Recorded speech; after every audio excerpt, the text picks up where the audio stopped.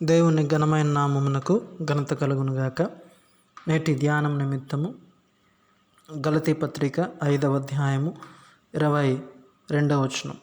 అయితే ఆత్మఫలమేమనగా ప్రేమ, సంతోషము, సమాధానము, దీర్ఘశాంతము, దయాళత్వము, మంచితనము, విశ్వాసము, సాత్వికము, ఆశానిగ్రహం. గత కొన్ని రోజులుగా ఈ యొక్క వాక్య భాగాన్ని ధ్యానిస్తూ ఉన్నాం. ఈ రోజున ఈ వాక్య భాగంలో మంచితనము అనేటువంటి అంశాన్ని ధ్యానించుదాం. మంచితనము అనగా మన జీవితం అంతట్లో కూడా మంచి పేరును మనము కలిగి ఉండాలి అని అర్థం. ఒక క్రైస్తవుడు తన జీవితంలో మంచి పేరును కలిగి ఉండాలి. ప్రసంగి గ్రంథము 7వ అధ్యాయము 1వ వచనంలో మనం చదివితే రీతిగా రాయబడి ఉంది. సుగంధ తైలము కంటే మంచి పేరు మేలు, ఒకని జన్మదినము కంటే మరణదినమే మేలు. ఇక్కడ మనం గమనించినట్లయితే సుగంధ తైలము కంటే మంచి పేరు మేలు అనేటువంటి అంశాన్ని మనం చూస్తున్నాం. ఒకవేళ మంచి పేరు అనేటువంటిది లేకపోయినట్లయితే ఎన్ని సుగంధ తైలములు మనము రాసుకున్నప్పటికీ కూడా అది వ్యర్థమే. దేవుడు మంచి పేరు కలిగినటువంటి వారిని మాత్రమే వాడుకుంటాడు. అపోస్తుల కార్యముల గ్రంథం 22వ అధ్యాయము 12వ వచనంలో మనం చదివితే, ధర్మశాస్త్రము చెప్పున్న భక్తిపరుడును అక్కడ కాపురమున్న యూదులందరి చేత మంచి పేరు పొందినవాడు నాయన అననీయ అని ఒకడు నా ఎద్దుకు వచ్చి నిలిచి. సౌలు సంఘాన్ని హింసిస్తూ ఉన్నప్పుడు దేవుడు అతన్ని దర్శించాడు, అతన్ని పట్టుకున్నాడు. అయితే అతని కొరకు ప్రార్థన చేయడానికి, అతనికి బాప్తిస్మ ఇవ్వడానికి ఆ కాలంలో ఉన్నటువంటి ఆ సంఘ పెద్దలైనటువంటి పేతురుని కానీ యోహాన్ని కానీ పంపలేదు. కానీ ఒక సామాన్యమైనటువంటి శిష్యుడైనటువంటి అననీయాను పంపాడు. కారణం ఏంటో తెలుసా? అతడు యూదులందరి చేత మంచి పేరు పొందినటువంటి వాడుగా ఉన్నట్లుగా మనం చూస్తాం.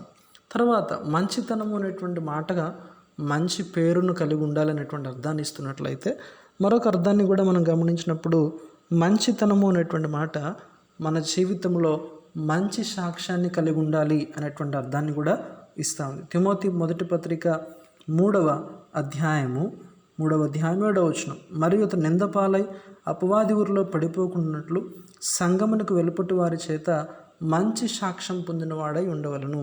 మంచి సాక్ష్యాన్ని కలిగి జీవించాలి. మన యొక్క సాక్ష్యాన్ని మనము కాపాడుకోవాలి. మంచి పేరును కలిగి ఉండాలి. అలాగే మంచి సాక్ష్యాన్ని కలిగి ఉండాలి. ప్రత్యేకించి తిమోతి పత్రికలో పెద్దల గురించి మాట్లాడుతున్నాడు, అధ్యక్షుల గురించి మాట్లాడుతున్నాడు. అధ్యక్షులు అయ్యేటువంటి వారు, పెద్దలుగా ఉండేటువంటి వారు మంచి సాక్ష్యాన్ని కలిగి ఉండాలి. కాబట్టి ఈ రోజున ఇటువంటి సాక్ష్యపు జీవితాన్ని మనం కలిగి ఉండాలి.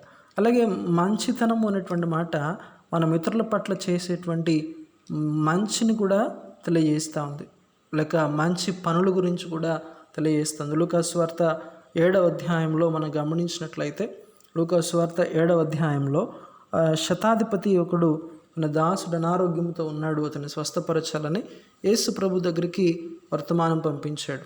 ఆ యూదుల పెద్దలు ప్రభు దగ్గరికి వచ్చి ఈ రీతిగా అన్నారు, ప్రభువా, అతడు మన వలన మేలు పొందుటకు యోగ్యుడు. ఎందుకు అనంటే అతడు మన జనులను ప్రేమించాడు, మనకు సమాజ మందిరం తానే కట్టించాడు అని చెప్పి మిగుల బతిమాలుకున్నారు. అంటే అతడు యూదులకు మంచి పని చేశాడు. మంచి పేరును మనం కలిగి ఉండాలి, మంచి సాక్ష్యాన్ని కలిగి ఉండాలి. అలాగే ఇతరులకు మంచి చేసేటువంటి వారముగా ఉండాలి. ఇప్పుడు ఈ శతాధిపతి ఇతరులకు మంచి చేశాడు, సమాజ మందిరాన్ని కట్టించాడు, వారిని ప్రేమించాడు. కాబట్టి వాళ్ళు అంటారు అతడు మన వలన మేలు పొందుకోవడానికి యోగ్యుడు. అలాగే అపోస్తుల కార్యముల గ్రంథం 9వ అధ్యాయంలో కూడా మనం చదివితే, తబిత అనేటువంటి స్త్రీ, ఆ సహోదరి విధవరాలకు అంగీలు కుట్టించి ఇచ్చింది. ఆమె సత్క్రియలను ధర్మకార్యములు చేసింది. ఆమె మరణించినప్పుడు ఆ విధవరాండ్రందరూ కూడా వచ్చి ఆమె చేసిన మంచిని జ్ఞాపకం చేసుకున్నారు. ఆమె మాకు ఈ యొక్క అంగీలు కుట్టించిందని దాన్ని జ్ఞాపకం చేసుకుని వారు ఎంతగానో ఏడుస్తూ వచ్చారు. అంటే ఈరోజు మనం సంపాదించుకున్న మంచే రేపు పొద్దున్న మనకు ఒక సాక్షార్థంగా ఉండగలుగుతుంది. కాబట్టి ఒక క్రైస్తవుడు మంచితనం అనేటువంటి ఫలాన్ని ఫలించాలి. మంచితనం అంటే మంచి పేరును కలిగి ఉండాలి, మంచి సాక్ష్యాన్ని కలిగి ఉండాలి, ఇతరులకు మంచి చేసేటువంటి వారుగా ఉండాలి. ప్రభు అట్టి కృపను మనకు అనుగ్రహించి నడిపించునుగాక. ఆమేన్.